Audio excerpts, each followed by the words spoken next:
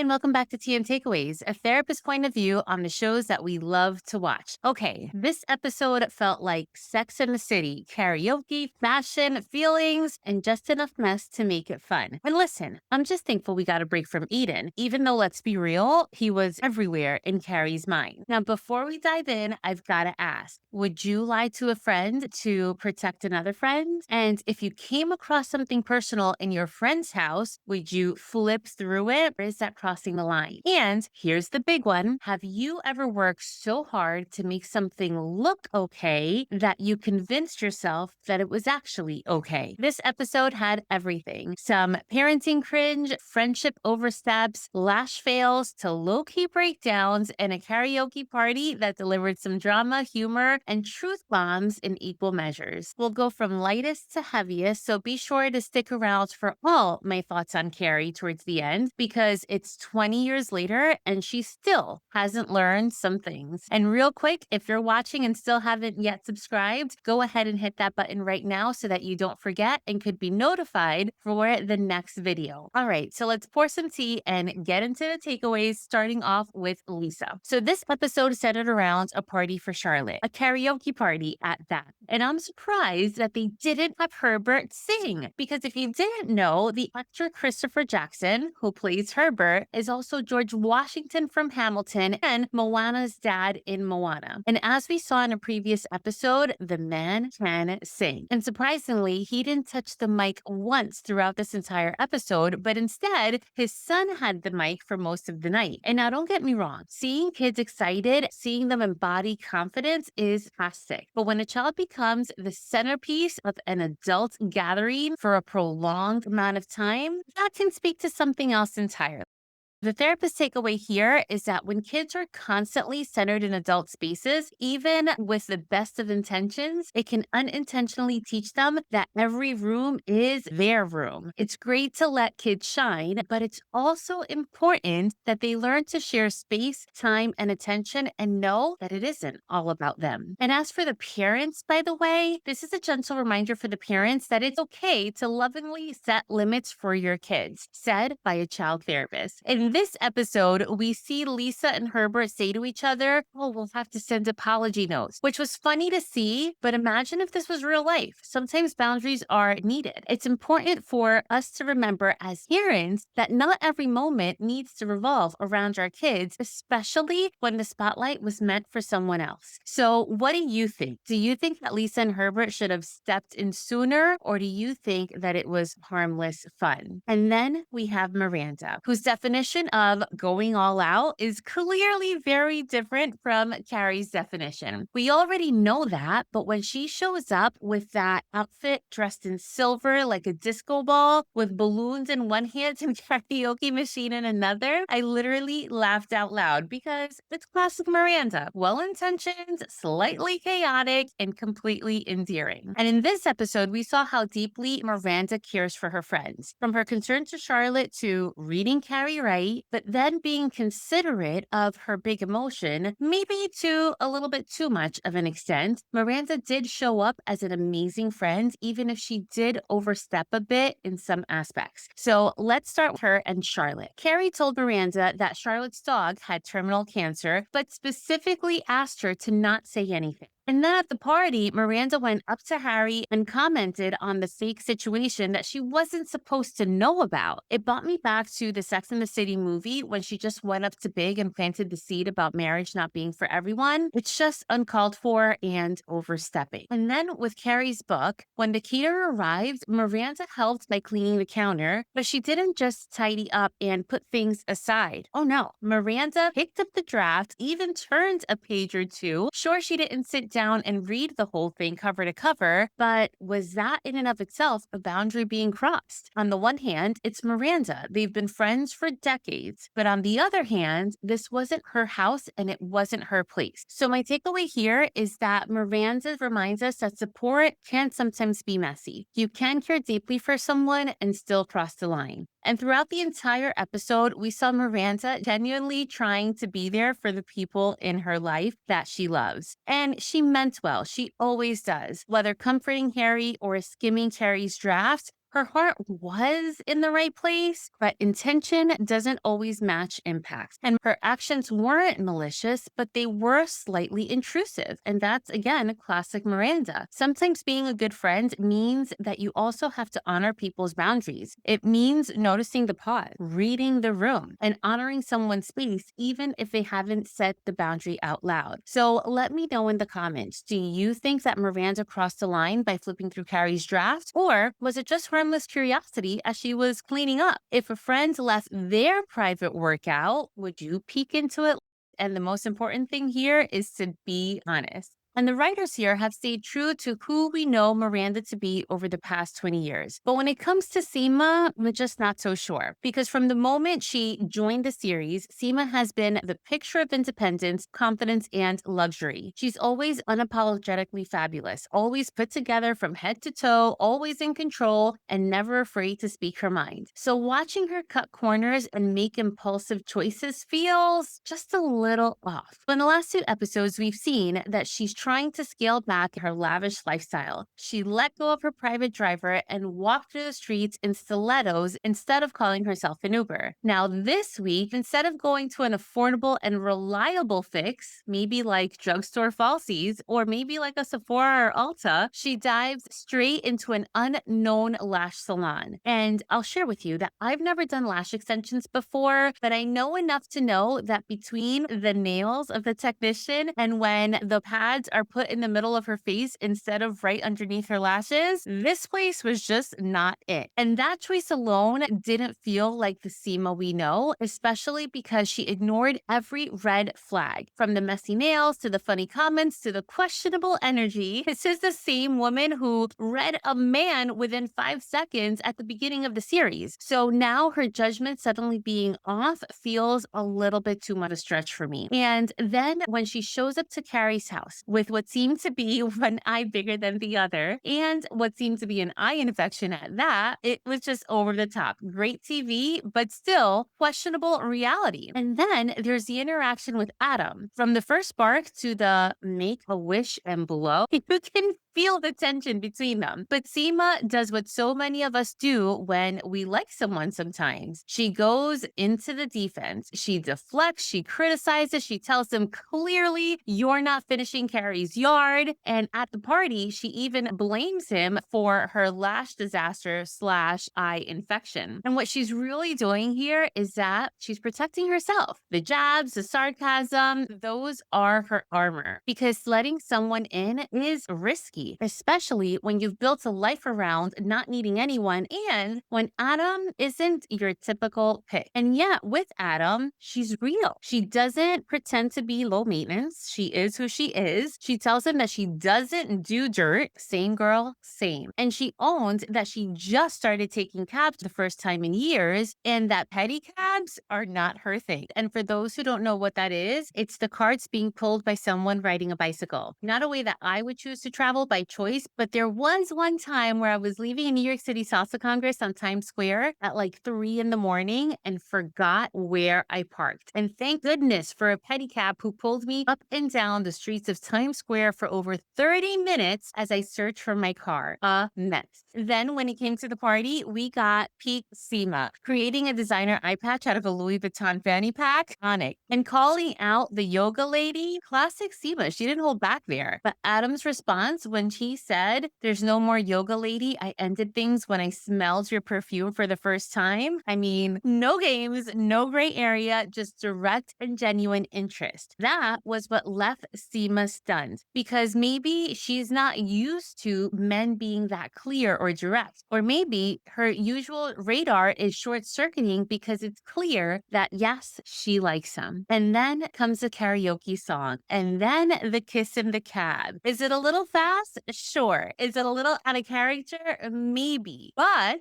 she did go to a random lash salon, so maybe this season is Seema just trying out some new things. But let's see where that goes. So My takeaway here is that Seema is usually all about control. She wears what she wants. She is really onto how she's seen, how she's perceived, who she lets in, all about control. But lately, we're seeing her stretch a little bit. She's making bold changes in her lifestyle, and even when it scares her, she's still showing up. And that's where the real growth is, my friends. It's not in perfection, but it's really in her willingness to try, even if it's messy, which all starts with some level of awareness because she is typically very self aware enough to make these huge budget cuts, and aware enough to say, I'm way too busy building a fake company to be building a fake relationship. So, yes, this may feel like a stretch, but what she's really doing here is that she's reshaping her lifestyle. She may be even reshaping her identity. It's like interacting with someone who's never paid attention to their diet and then suddenly they become a really strict vegan. It might seem random or out of character to everyone else, but to them, it's part of something deeper. Seema's trying new things, taking risks, and seeing what sticks, and that's growth too. So I ask you, do you think that Seema's change feels authentic, or does it feel like she's being forced into something that just doesn't fit? And we see Seema just taking care of herself is a privilege often granted to those who are single. But Charlotte's another story. She's juggling her daughter's heartbreak, her husband's career, her big feelings about her husband's illness, and her birthday, all while trying to keep it together with a smile. Let's start with Lily. Think back to your 16-year-old self. Heartbreak feels like it's a life-altering thing at that age. Your first love, your first rejection, your first taste of grief. And we know that this isn't Lily's first particularly, but it's still really big for Lily. And while many of us have had to just cry it out with a sad playlist and maybe with a pint of ice cream, Lily gets a life isn't over gift. It's just hilarious. And was Lily selfish for not wanting to go to her mom's party? Yeah, probably, but she's 16, so it checks out. What was sweet to see, though, was when Rock really stepped up with empathy towards their mom. Last season, we saw Lily being more mature. This time, it's Rock that takes a turn. It's really comforting to see both kids learning how to show up for their mom, even when it's in their own teenage ways. And that Bonnie fake out, by the way, at the store, absolutely hilarious. For 30 seconds, it seemed like the writers were really trying to bait us with this mystery woman vibe, but I knew right away that it had to be a personal shopper. My husband, who was only half listening, asked if I'd be mad knowing that my gifts came from a personal shopper, and my response was, not at all. At least you put some effort to get the shopper and then surprise me with fabulous things, if that indeed was the case, which it's not. But back to Charlotte. Here's the real moment that hit. Charlotte feeling hurt when Harry confided in Bonnie about his diagnosis, but didn't give her the space to lean on her friend. And that is a hard pill to swallow because she was expected to hold it all and not allowed to share it. And we saw over the last 2 episodes that that was really eating at her little by little. So when he finally realizes it and tells her friends about his diagnosis, I mean, that's love. Here's my takeaway. Even the strongest support systems have blind spots, and Charlotte has always been the glue, holding her family together, keeping the emotions in check, and making sure that everyone feels loved and supported. But we know that glue cracks too, and it dries out when it's overused without being replenished. And we know that everyone needs a place to just unload things that are heavy. And it's amazing to see that Harry came to that realization, even if it was in a Hollywood minute. Harry stepping up wasn't just thoughtful, but it was vital for Charlotte. Sometimes the best gift isn't a designer bag or a surprise party. It's simply being seen, supported, and loved. And by choosing to tell her friend so that she wouldn't have to, he took a heavy weight off of her chest and off her shoulders. But I do wonder, was this just a little bit too Hollywood? Would most men really step into that kind of vulnerable space to share about their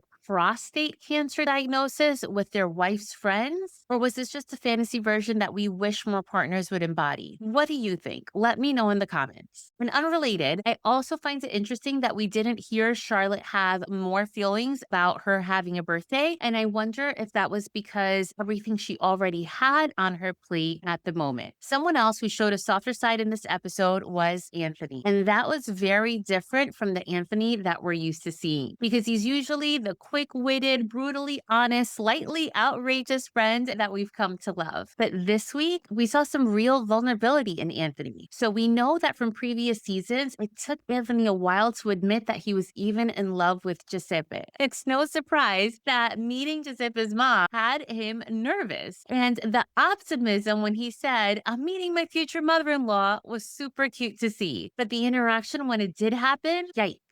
It's clear that he got off on the very wrong foot. And yes, his comment in front of her it made you cringe a little, but Gia came in hot before he even said a word. And that wasn't just a first impression gone wrong. Gia was clearly carrying her own stuff and projecting it onto Anthony. And clearly, she also had a very different image of who he was. Still, what we see beneath Anthony's usual sarcasm is someone who genuinely cares. Because even with his snarky one liners, like, not a fan of therapy, he had all these insights for calling Gia Maleficent and saying, "What's with the accent? She's from Buffalo after all." I mean, not wrong. He's clearly just nervous. So when he tells her at the party, "Of course I'm nervous. I want you to like me." It's such a raw and honest moment, especially considering that she claimed to want authenticity when she was talking to Carrie, but when it came from Anthony, it didn't match with what she expected. And that's the thing about vulnerability. It doesn't always show up polished, and it can be unexpected from what you have in your head. Sometimes people say they want honesty, but they only know how to receive it when it looks a certain way. So the takeaway here is that Anthony reminds us that vulnerability doesn't always come in soft and quiet packages. Sometimes it is wrapped in sarcasm, sass, or even a joke. It still can be real. And Gia's reaction, we'll get to her in just 1 minute because her reaction had very little to do with Anthony himself. But when someone reacts harshly, especially when we are being real, it's hard not to take it personally. This is a reminder that sometimes people's responses are about their unresolved stuff, but without the context of it all, it's easy to feel like we did something wrong. And that's when self-trust has to come in, knowing that just because someone doesn't receive us well doesn't mean that we're in the wrong for showing up with honesty. So juicy question for you all, and let me know in the comments. Do you think that Giuseppe should have stepped in more during the interaction between Anthony and his mom? Or was it better that he let them figure it out for themselves? Let me know what you think. And moving on to Duh. To really understand the tension in this dynamic, we have to look beyond personality. There's a lot that has to do with culture. Italian culture, much like the Latino culture, often places a huge emphasis on familial roles, especially between mothers and their son. There's a term in Italian culture which refers to a man who is a mama's boy, and sometimes this goes well into adulthood. And in both culture, the mother-son bond can be incredibly strong, sometimes to the point of detriment. Sometimes it's really hard for any partner to measure up to that mother's love. And in many Italian and Latino households, it's not uncommon for mothers to continue cooking, cleaning, and even doing laundry for their adult sons well into their 20s, 30s, or beyond. It's a kind of care that can look like love, but it also creates an unspoken standard because it has the air of no one will take care of my son like I do. And that can make it really hard for anyone new, especially for a romantic partner, to be fully embraced. As a Latina mom, I'm not like this over my own son, but I will say that my mom raised my brothers very different than the way that I was raised as the eldest daughter of immigrant parents. And when we got to know more of her story over her lunch with Carrie, we see even more clearly where her defensiveness comes from. She shared that she was 21 when she fell in love with Alessandro, who was a man nearly twice her age. I believe she said 50. And he was her everything. And when a relationship like that falls apart, I mean, for her, it shifted her life course where she stopped making art and she went into psychology. But she even jokes that her teen children hated her. So this is a woman who has clearly lived through heartbreak, reinvention, and it seems like even regret. So when she says to Carrie, "Don't waste your years trying to be who you think they'll accept, be yourself," it seems like she's speaking from experience. And yet, she doesn't take her own advice because Anthony is being his full full, unapologetic self. Instead of appreciating, though, how real he was being, Gia just shuts him down. And she's not seeing Anthony for who he is. What she is doing is seeing him through a filter of her own past. So to her, he might look like someone who could hurt her son the way that perhaps she once got hurt from someone so much older than she, because Anthony is older than Giuseppe. So maybe he feels too bold, too old, too different, too unpredictable, too into sex, whatever it is that makes her very uneasy. She is definitely projecting onto him. And what does she say when Carrie asks her how she feels about Anthony? She says, well, I'd rather not say. And that in itself tells us everything. So the takeaway here is that Gia may have been evaluating Anthony, but what she was really doing was responding to her own past, which is ironic, being that she's a therapist herself. Her story reminds us that when we don't heal our pain, we end up projecting it onto other people who may not even deserve it, especially those people who threaten to shake up the roles that we've really come to rely on. So this was all very much a culture clash, a generational difference, and personal baggage all colliding at once. And while it's easy to label her as judgmental, which yes, she indeed was, it is more compassionate to see her as a mother whose guard is up because her heart is healing, but still messed up to Anthony. So I ask you, what do you think? Was Gia protecting her son, or was she protecting her path?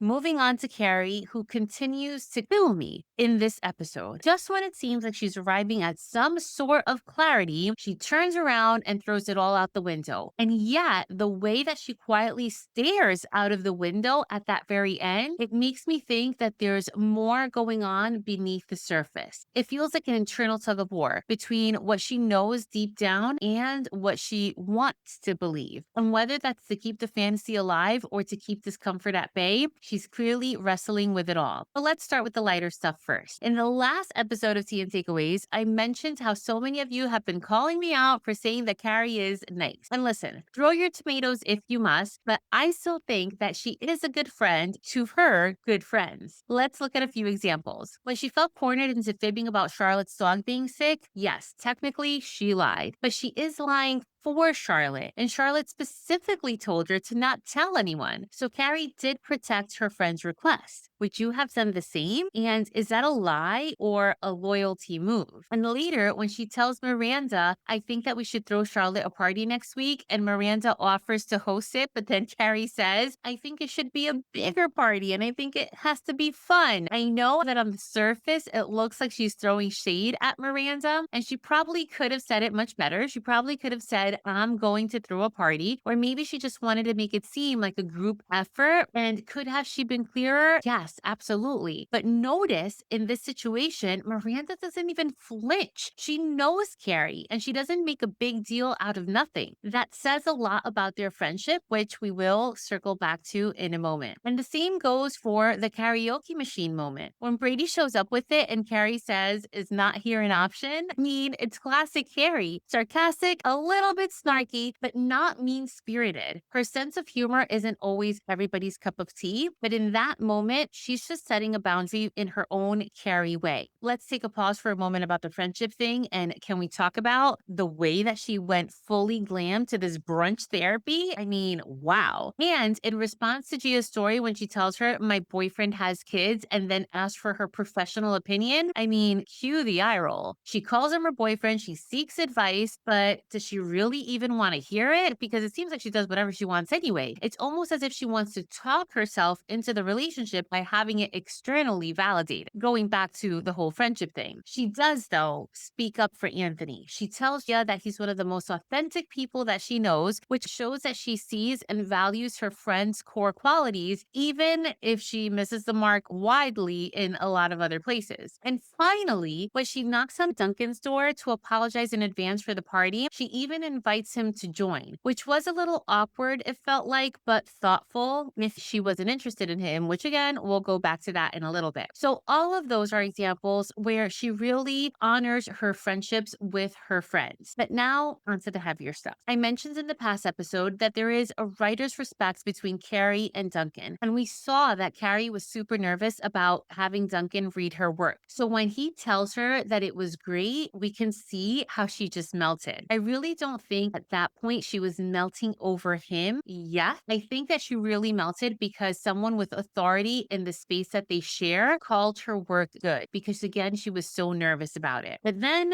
she goes and changes it. And at least to me, the change was a little bit cringy, as my tween son would say. When Duncan was at the party and they chat outside, and then he says, the woman, she's vibrant and completely alive. And then he touches her shoulder. It seems so simple, but to me, that crossed an invisible line. He followed up with, I think you should be proud. But that was different than a teacher telling a student, you should be proud of yourself. Just felt so much more intimate than it needed to be. And to top it all off, she's sipping from his cup? Really? They're not even longtime friends. And even they are neighbors. And it was at that point that I started to see what some of you all were talking about in last week's comments, because it did feel like she was lining him up to be her next option, or at least keeping that option's door open, which makes me think that this internal dissonance that she was going through, that she's feeling in her thoughts, that was why she snapped at Miranda. Because at the end, they're casually recapping the party, light banter, nothing serious.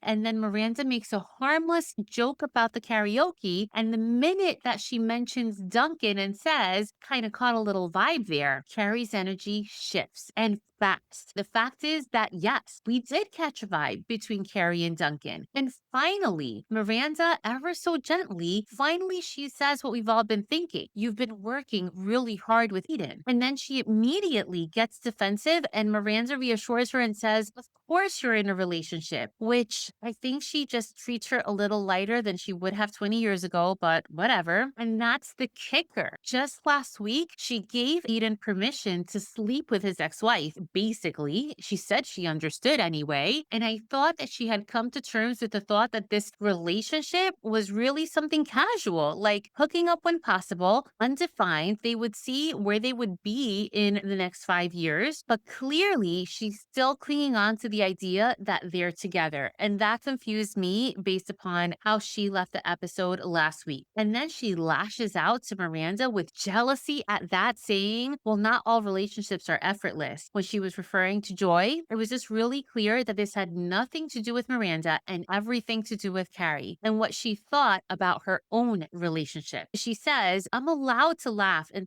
sip scotch. It's not a statement about fact when she says that. It's truly a soothing mantra, because there she's giving herself permission out loud. She's trying to convince herself that everything is okay. So when Miranda, who's been the ultimate supportive friend, when she gently asks, so you're not confused now? So this is not you? I'm glad, because Carrie knows that she's not fine, which is why when Miranda recites the first line of the draft, the woman wondered what she's gotten herself into. The truth sits between them and it's unspoken, but it's very real.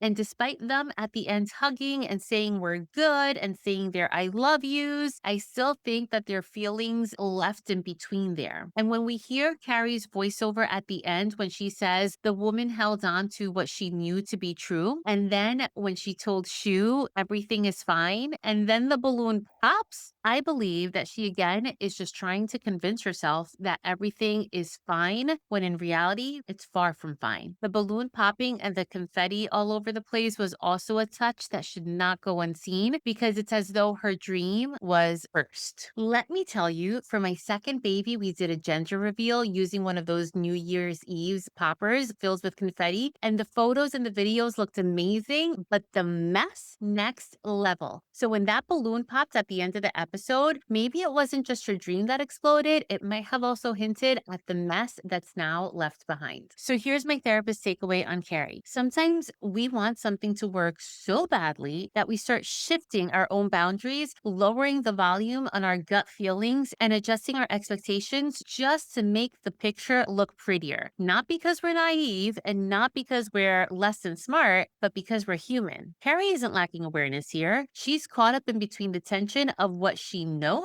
and what she hopes. And when love, comfort, or the idea of what this could be is on the line, even the most self aware among us can get stuck clinging to a version of reality that just no longer fit. We saw that when she sipped from Duncan's cup and when she called Aidan her boyfriend at lunch, and especially in the way that she snapped at Miranda, when Miranda was just simply reflecting back to Carrie what Carrie already knew herself. And still, Carrie is reflective to a degree. At the start of the episode, when she recounts her high school breakup, she even says, "He said he was into me, but that was way too much. That may be my brand." She's admitting something big with a very small sentence here, that maybe chasing unavailable love is familiar. And we've seen over the course of 20 years that this is a pattern for her. And yet the beautiful thing here is her friendship with Miranda, because even after the tension, they do hug it out. Again, they say that we're good. They say, "I love you," because real friendship isn't about being right. It's about being there. It's about staying connected, even when things get uncomfortable. And sometimes that's the thing that keeps us grounded, even when everything feels confusing. This doesn't mean that it doesn't hurt. And even gentle honesty can sting, especially when it comes from people who know us the best and the most, and when it holds up a mirror that we just aren't ready to look into. So tell me, have you ever held onto something because it looked good on paper, even when deep down you know it wasn't working? There's a lot here. There's a lot in the entire episode, but that is a wrap on this week's Tea and Takeaways. This week's episode gave us everything from big emotions to boundary blurs and moments of honesty that hit a little too close to home. So don't forget to tell me in the comments, because I do read each and every one of them. Would you have looked through Carrie's draft like Miranda did? Was Gia protecting her son or her past? And do you think that Carrie's holding on because she's in love or because simply she's afraid to let go? I'll be hanging out in the comments and can't wait to hear your take. And for my fellow mamas watching, by the way, if this episode hit a nerve and you're thinking, "I don't want to keep losing myself while taking care of everyone else," know that you are not alone. I do offer private one-on-one coaching to help you reconnect with yourself, set healthy boundaries, and finally feel like you again. You can learn more using the link in the description below. And if you're ready, I'd love to support you and take you through a very impactful transformation. Thank you all for watching, and I'll see you in the comments.